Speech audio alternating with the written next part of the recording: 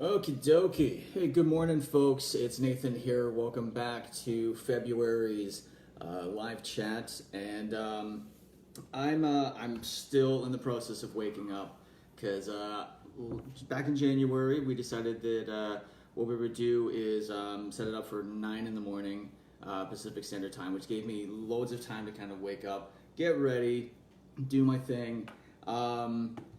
But I noticed that, of course, that means that anybody who's central Canada or to the eastern side of our wonderful country, or even in the States, that's like lunchtime. So we're going to try this out and see if we can see how it goes, 8 in the morning. I've never been happier to have a hot cup of Java in my entire life. Last night was up a little late, just Netflixing, the crap out of my brain. And yeah, so I think this morning I'm kind of paying the price for it, but that's not going to stop me. So I want to go over, I do want to go over some like housekeeping things that I didn't really discuss last month. First and foremost, back in January, what I did is I offered it up, the Coffee Talk with Nate, which has been a subscription-only service. I opened up the doors and I just said, we're just going to make it free. Anybody can come in. Over the course of the month, I've decided now that what I'm going to do is I'm going to take the subscription off of Coffee Talk with Nate, and it will still remain a closed group on Facebook, but it'll be completely free. So it's just a matter of just requesting to join.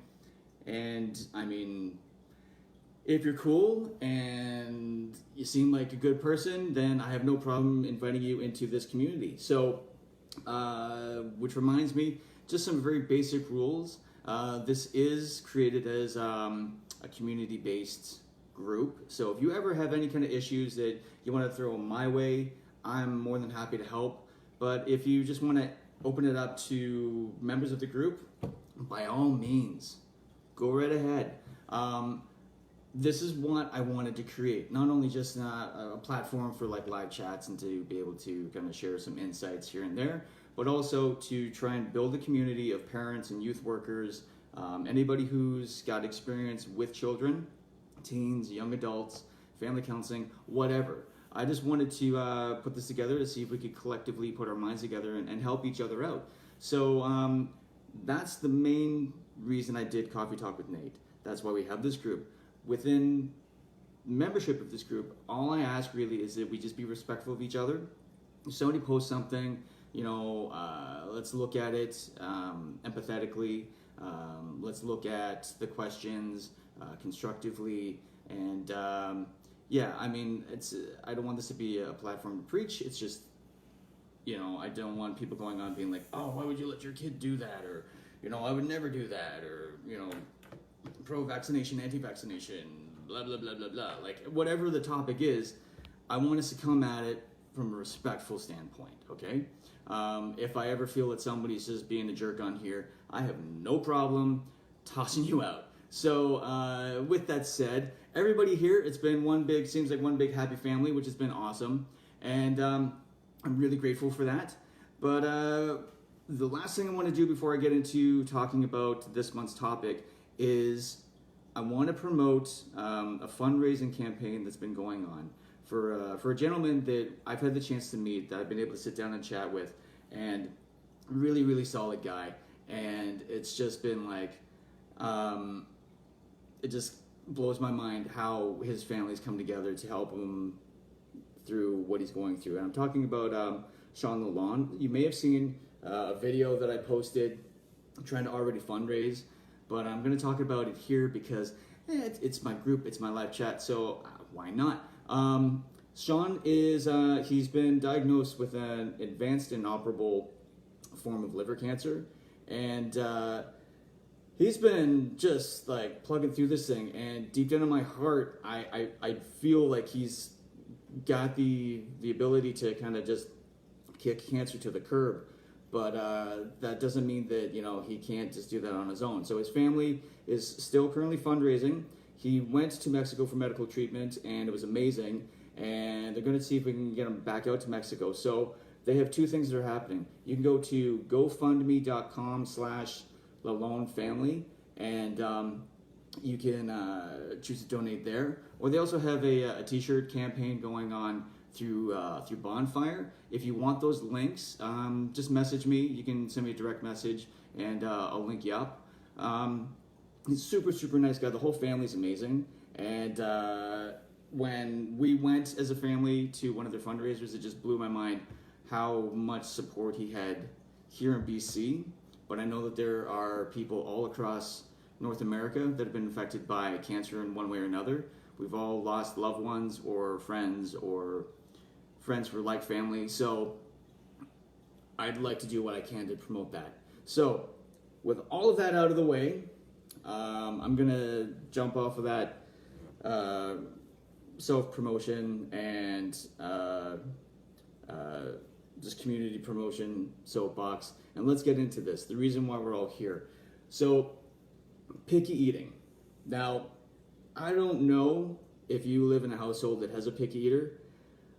I live in a household that has picky eaters, plural, not just one, plural. And picky eating comes from, it can be anything. It could be that it's somebody doesn't like a certain type of food, somebody doesn't like the texture or the look of the food, somebody or some bodies don't like how it's presented. It's an interesting mix, and a lot of folks seem to think that it's really a situation that this is just a phase and people are going to grow out of it. And there is evidence that proves that yes, picky eating does tend to be kind of like a behavior you would see with predominantly toddlers, so between the ages of 3 to 4, and then by 5 and 6, children's taste buds, they've developed a little more, they're feeling a little braver about what they're going to try. But I can definitely attest to some adults and some young adults that have very picky eating habits. So I try to navigate this on a daily basis. I really do, because in our house, I do a lot of the cooking. I love to cook. I absolutely love to cook. I love being in the kitchen. I love creating and then presenting what I have to whoever's going to sit down and eat with me. So it does feel a little personal when somebody looks at the plate and they're just like, I'm not eating that. I don't want that. I want something else. Navigating through that and the emotions and and just trying to figure out what's my next step, it can be very tricky. So I went online to try and get some help. And I figured, well, if I'm going to go online and get some help, let me bring this information to you wonderful folks out there. So what I found through a number of different articles and from different sites is that I was able to collect information from Parenting Magazine, WebMD, which apparently I have the diagnosis I'm just going to die for whatever reason. Thank you, WebMD. The Mayo Clinic, American Heart Association, a webpage by the title of realsimple.com, parents.com, 0 to 3, and there's an online support set up in Australia that's simply titled Raising Children. And it was very interesting just kind of taking all of this information and looking over what the repetitive points of discussion were. So that's what I want to talk about. So like I said, the first step when you think with a picky eater, try not to take it personal. And here's why. Taste buds are different, especially for kids. The younger they are, they're still developing, and they pick up on they pick up on tastes that we as adults we don't. We start to lose some of them as we get older, which means that things taste way different to me than it would to my son or to my daughter, or even to somebody who was even older than me. Like if I sat down and had the same meal with like my parents, they might taste flavors that I wouldn't even pick up on, or maybe I'd pick up on it, but they wouldn't. You kind of get the idea as to what I'm getting at. What that means is that because there's this wider variety of taste buds with kids, that they're gonna pick up on sweets, bitter, sour, way more than we would.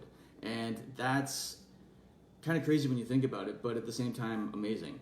So if you have somebody that they're just like, I don't want to eat that because like it tastes gross, especially if this is a new food, you need to understand, just take a step back, again, take a deep breath, find your happy place, and just don't push it on them. Let them try it. If they're, ask them to at least try it, and understand that it can take anywhere between 10 to 15 attempts for anybody, kids or adults, to try a new food and then start to actually like it. And that's just, again, as we're older, it's less about taste buds and more about just how we've grown up around certain foods and our views of what we're eating. But with kids especially, new foods, it's it could take anywhere between 10 to 15 attempts. And a big reason why most kids have they're a little standoffish is that our brains are kind of hardwired to seek out sweets above anything that would be bitter, and that's actually a survival technique. So think of it from the standpoint of, let's say, toddlers. Sweet equals survival, so that could be the fact that they associate, like, say, breast milk or formula, which also has a level of sweetness in it, and that's something that they need to survive, to live. It's good. Whereas anything bitter, it's a defense mechanism. It's like, bitter, this could be toxic. Toxic equals death. I don't want that. So we just got to be mindful of just kind of navigating through some of that as well. That was something that I didn't think of at all. And as I was reading, like, that's actually kind of cool. So there is a way that you can get around that, though. What you want to think about is that if you're trying something that might be a little bitter, sour counteracts bitter. So if you're serving up broccoli or Brussels sprouts or just something that your kid's not really into, a tip that I came across was putting a little bit of lemon juice on it. Sounds weird, but a little bit of lemon juice can go a long way, or some lemon zest. And then that changes the flavor of it, and then you can gradually, with each attempt, you can maybe take a little less off, and then you may find yourself with an eater at the table who's ready and willing to have all of those wonderful greens that you're trying to cram down their throat. Texture is huge. I know of a few adults where they can't eat it if it's not cooked a certain way, or if it's overcooked, or if it just looks like it's undercooked. Texture is huge. If it feels gross, if it could smell great, but if it feels gross in your hands, or if it's coming up to your mouth and you're just like, that's soggy, or just not how I wanted it to be cooked, people will not eat it. Lots and lots and lots of folks that I know of that have texture issues. For perspective, I came from a home where I was raised on food is fuel, food is a means of survival, so even if you don't like it, you're going to eat the liver, you're going to eat the Brussels sprouts, you're going to eat whatever, and I had a long time where I was sitting at the table, the last one there, essentially losing the battle of the dinner table. Because if I didn't eat it the one night, it would still wait for me in the morning. I'm not saying that that is a tactic that I would use. I've never used that tactic really with my kids. But it changed my outlook on how I eat. So I think if different attempts had happened, I probably would have a different outlook just on how food is in general. But I digress. One thing that I'm really guilty of, really guilty of, and I've now realizing that I got to get out of this habit, is becoming the short order cook. You don't want to become a short order cook. Whatever you're making, that is your meal. That's your lunch. That's your dinner. And if somebody doesn't like it, don't prepare yourself to jump back to the stove or whatever and make pasta because they don't want the chili that you made, or they don't want the salad, so make them garlic bread or something. There are a large number of individuals that actually do prefer kind of like, we call it like the white foods, the breads, what was the other one? Yeah, breads, some grains, plain oatmeal and things like that. And it's just, that's what they want, but there's still like that level of sweetness, but it's also just very, very, very plain. I can't live with very, very, very plain, not the way that I cook. So I found myself, especially with one individual in our house, who, if the food presented wasn't what they were looking for, I already had in my mind, okay, well, I can make this instead. And then what happens is you've created this outlook that they now say to themselves, oh, if I don't like it, I could be uber picky until I get what I want. You don't want that. It should never feel like a battle. This should never ever feel like it's some sort of like you against the person you're trying to feed. It should be enjoyable, which also means that there should be less stress on you as the person who's cooking, as the person who's serving this meal. So yeah, don't start taking short orders. Never ever ever take those short orders to kind of counteract that. You also don't want to excuse somebody from the table until dinner time is officially done, even if they haven't touched a single thing on their plate. This is an opportunity for a lot of households to just kind of come together, even if it's only for like 10 minutes, but to come together, sit down, and actually spend time together.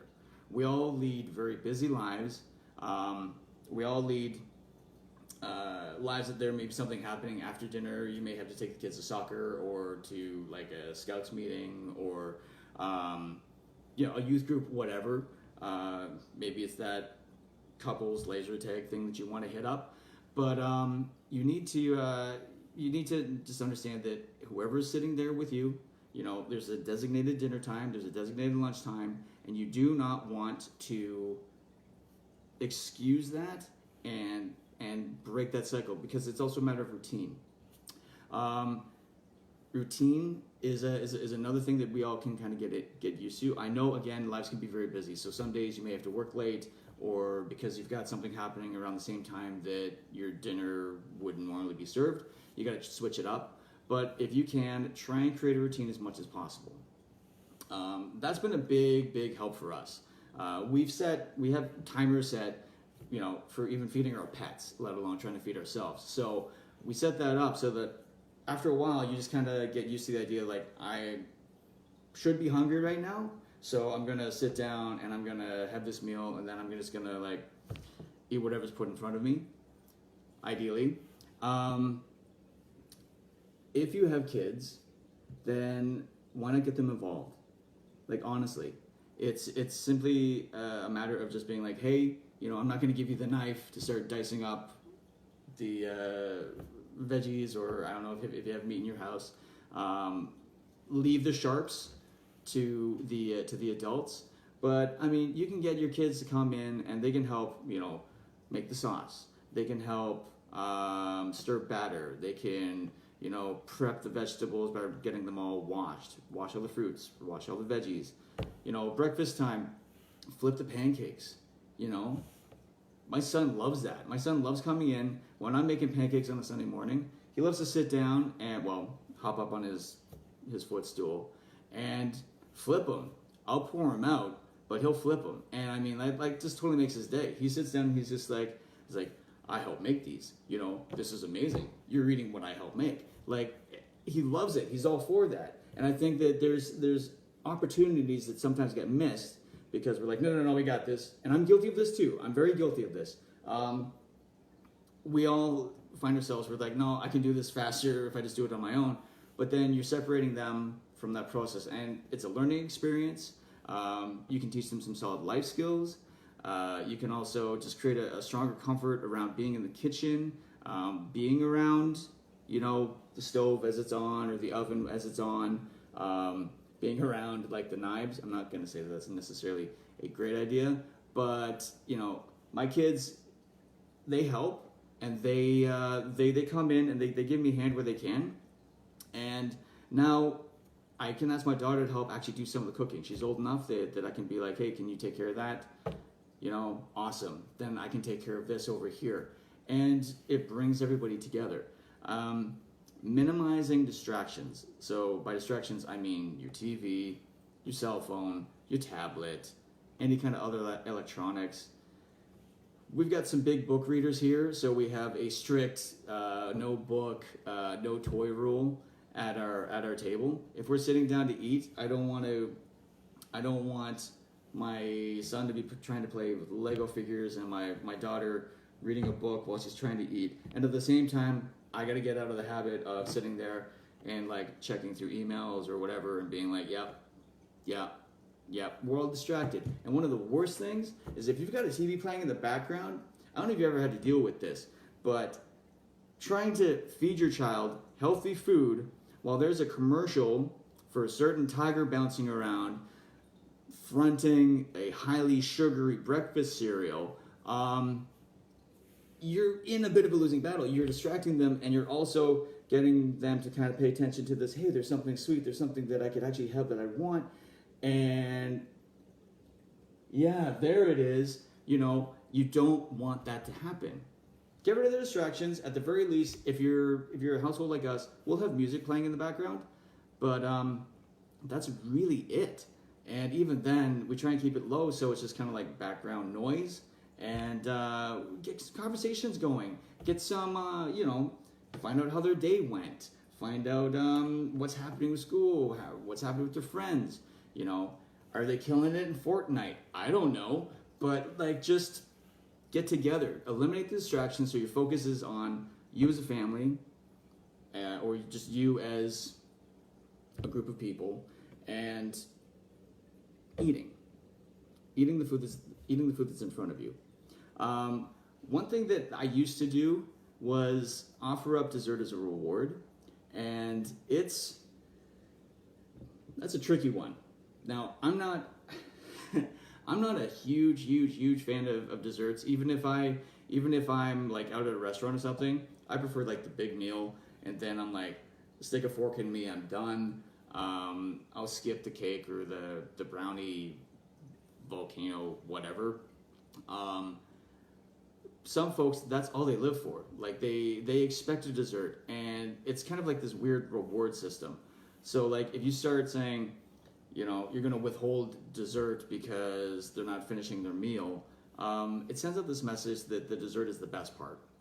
You don't want that. And especially with younger kids, you don't want them to get into the habit of viewing your fruits, your veggies, your proteins as an obstacle to get over so that they can get the cheesecake or the applesauce or whatever. Desserts are nice now and then, but it should not be the prize at the end of the maze. So I'm not going to say stop having dessert. I'm just going to say stop advertising it as the reward. You know, clear your plate and then you can have the sweet thing. Just don't, please. Trying to sneak now. If my parents were here, they could sit down and they could tell you numerous stories of how they were able to sneak food, ingredients into meals that I would eat happily, and I had no idea that it was in there, and then they'd be like, ha! Guess what you just ate? Which in hindsight, like we can sit around and we can laugh about it, but there are a lot of folks that take great offense to finding out that you're the jerk that just snuck broccoli into their casserole, or that you're the one that's sneaking in. What was it? My parents used to sneak in liver into like other meals. I still hate liver, and I just have a stronger distrust for people who serve me food. So there we go.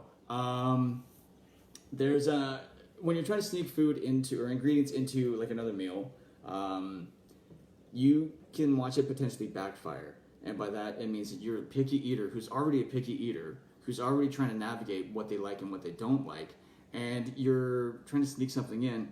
You could create this level of just mistrust. So when you give them something that they really love, they're still going to look at you and be like, yeah, no, this is a trick. What'd you do to it? What did you lace this with?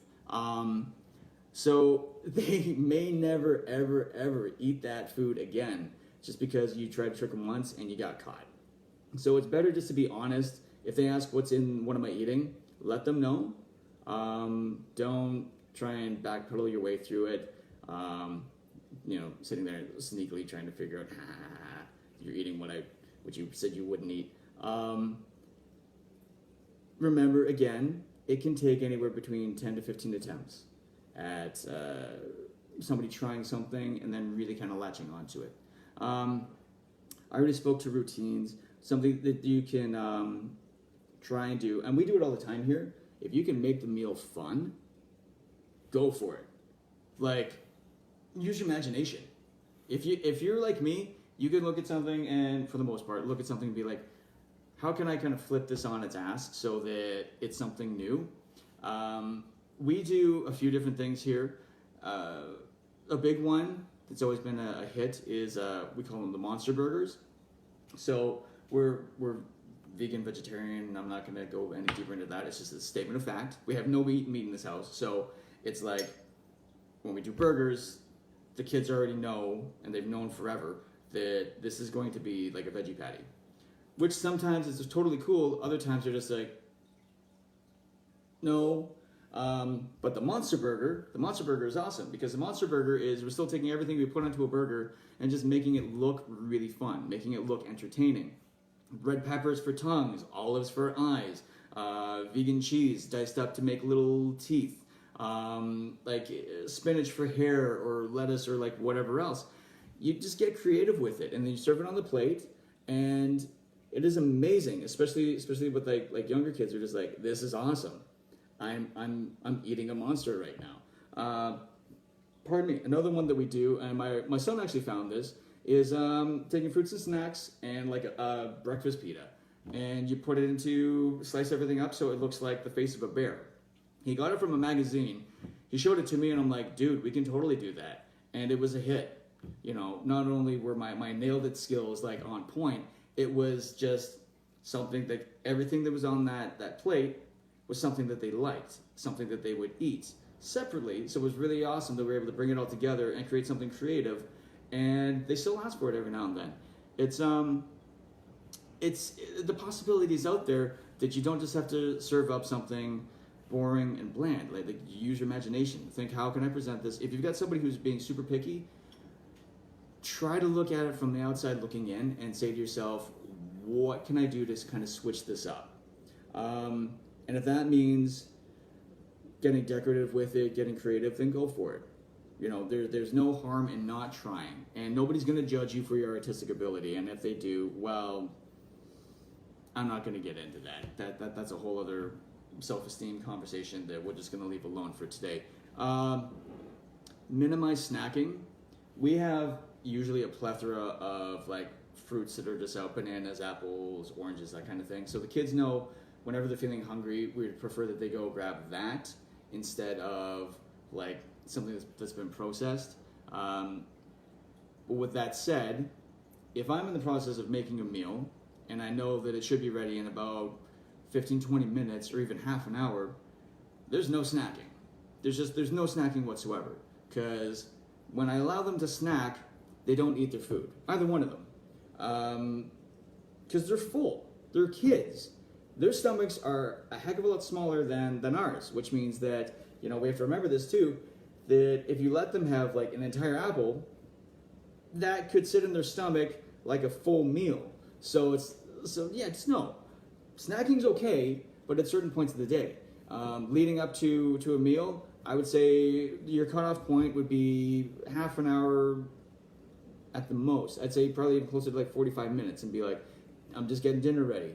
You're going to come to the table hungry. And every time they come to the table hungry, everybody eats. And it's amazing. So yeah, just keep in mind that you want to not let the snacking happening right before the meal. I got to take a drink of this because, like I said, I'm tired and I'm very thirsty. So 1 second, folks.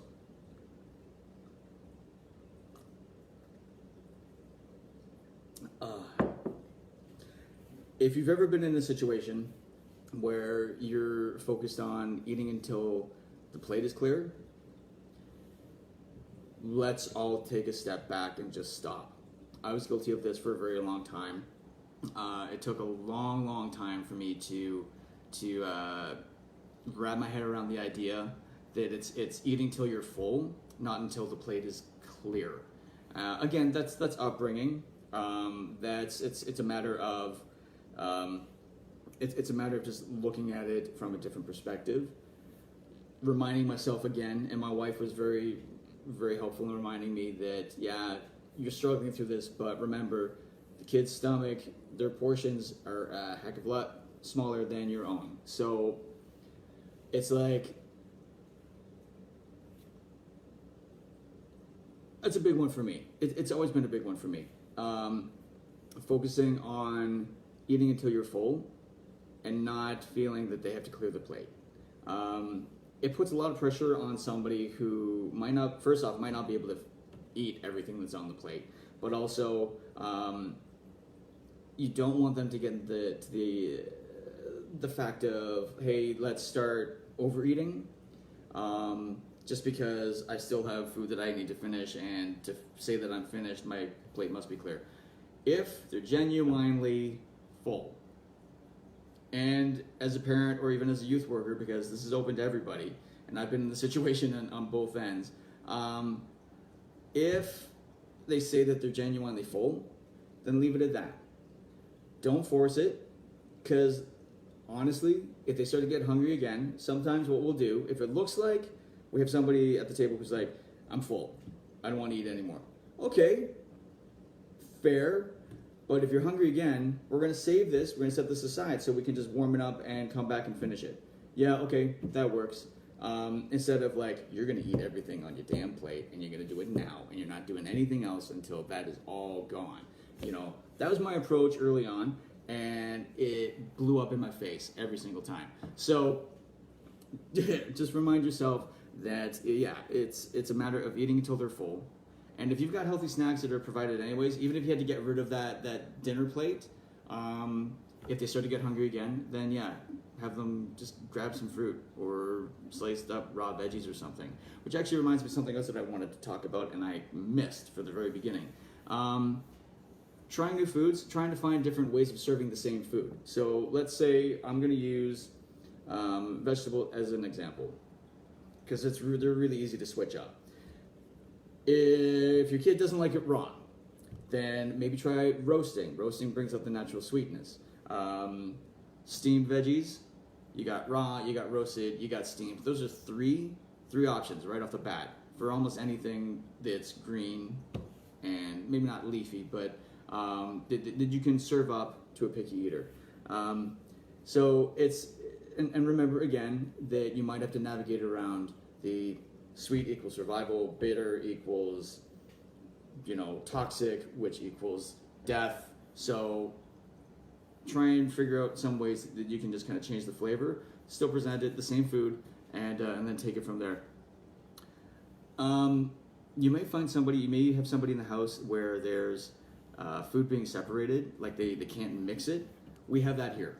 Not as bad as it was at some points, but we still have eaters at the table where they're just like, you know what, I can't eat this now because it was touching that. It's aggravating. It's so aggravating, but at the same time, because I mean, your mindset's like, it all goes down the same. It's all coming out the same. So just eat it. But you have to understand, again, and this can come down to a texture issue, that this can come down to people just, they have their isms. I've seen a lot of adults that are like this too. So this is not just a kid situation. Some folks cannot mix their foods, and that's fine.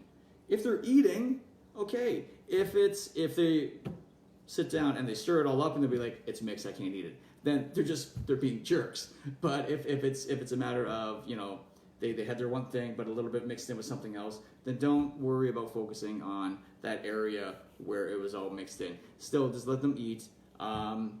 Eat what they need to, eat what they can, and don't get caught up on the idea. Because again, if it's mixed, it's new, and new equals unfamiliar, and unfamiliar equals death.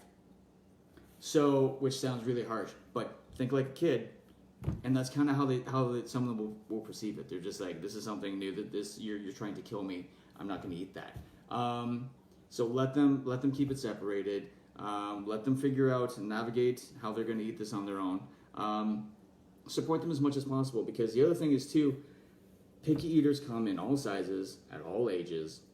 Like I said, I've known a number of adults who have picky eating habits, and they have their own reasons for it.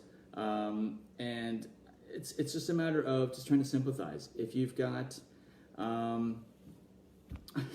sorry, just saw a comment come up. What is eating? Some of us survive on air and carrots. It's true.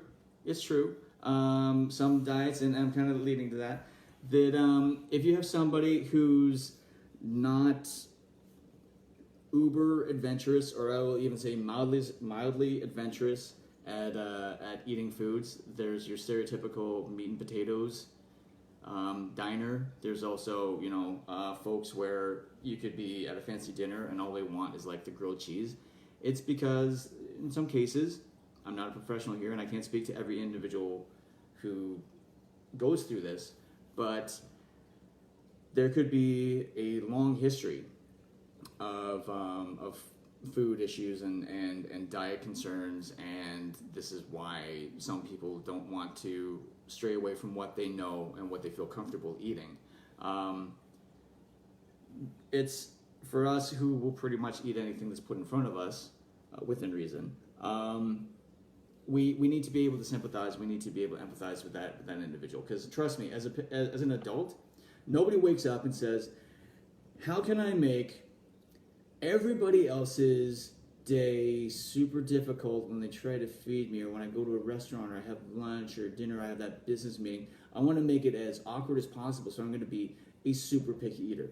I can't think of one individual who would willingly want to be that picky eater at the table. So if you have somebody who's like in their 30s, 20s, 30s, 40s, whatever, and they have hang-ups on certain foods, please just leave them be. Try and support them as much as possible. There's a book out that by a Stephanie, I hope I say this right, Lucenovic. The book itself is called Suffering Succotash, A Picky Eater's Quest to Understand Why We Hate the Foods We Hate. And she even talks about her journey as a picky eater, and how for her, as an adult, we're not even talking about kids, as an adult, she came up with the idea of, she'd sit down with her husband, they'd be at a restaurant, and all she would do, she'd order what she wanted, but she would take just one forkful of the fish that was on her husband's plate. And that was it. She tried it, and that was a big step for her. That could be a huge step for anybody. So it's just a matter of, it really comes down to just being able to support them through that. In our house, texture is a huge thing. So we've all had to try and support each other around that, because sometimes, the food that we're trying just has kind of like a weird look, weird vibe to it. And we have to just kind of navigate that. Because, I'm adventurous, I'll try almost anything. But that doesn't mean that, I'll still look at it and be like, yeah, that looks like snot. Pea soup. Pea soup looks like snot. Mixed in with baby diarrhea. And it's a hot steaming bowl of just you. But you want to know something? It's really it's tasty. It's really tasty. It looks like crap, but it's really tasty. So all of us, when we first had this all together, nobody was really kind of sold on it. And now it's like, if we're going to make soup, that's usually our go-to. It still looks like snot mixed in with baby diarrhea. But that's a tasty bowl of poop. So it was just a matter of all of us coming up and supporting each other through that. So I think I've kind of hit all the topics that I wanted to hit. I feel like oh wow, look at that. 40 minutes into it. I'm like, amazing, awesome. So what I'm going to do is, I'm seeing that there's some comments that are coming up, and I just want to see what we got. Yes, same issue, daughter for frustrated son. Textures, can't eat it just to be polite, but the taste, smell. So I'm trying to read through some of these too. I'm going to check through some of these comments and see if there's anything that I can help with. I can see there's already folks that are conversing with each other, which is awesome, because that's what I want. not to pass the buck, but I know that there are a lot of folks in here that have a plethora of knowledge, so I'm very happy to see that they're able to converse with each other. Folks, what I'm going to do is, I think I hit everything. If I miss something, you know, I'll post it up. I know that this video will be archived onto the Coffee Talk with Nate page and within the group, so that you can always come back and watch me struggle through the morning. It was an honor to have all of you here that were able to come and join. And I will, again, the live chats will be a monthly thing. So I will be posting materials up throughout February. But next live chat will be in March. And I hope to see everyone there. So without any further ado, many blessings and blessed be.